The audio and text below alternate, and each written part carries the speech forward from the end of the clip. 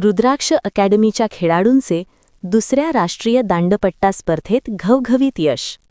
सेलम, तामिळनाडू येथे पार पडलेल्या दुसऱ्या राष्ट्रीय दांडपट्टा स्पर्धेत रुद्राक्ष अकॅडमीच्या खेळाडूंनी उल्लेखनीय कामगिरी करत घवघवीत यश संपादन केले आहे. या स्पर्धेत अकॅडमीच्या खेळाडूंनी एकूण 39 पदकांची कमाई करत राज्याचा आणि संस्थेचा नावलौकिक वाढवला आहे. या स्पर्धेत रुद्राक्ष अकॅडमीला 30 सुवर्ण, 7 रौप्य आणि 2 कांस्य पदके मिळाली आहेत.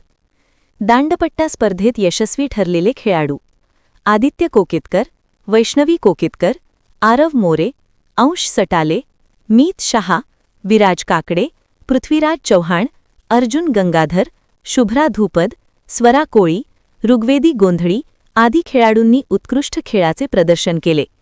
या सर्व खेळाडूंना प्रशिक्षक सौ केतकी रेंदाळे शेलार यांचे मोलाचे मार्गदर्शन लाभले. खेळाडूंच्या या यशाबद्दल क्रीडाप्रेमी, पालक आणि विविध स्तरातून अभिनंदनाचा वर्षाव होत आहे.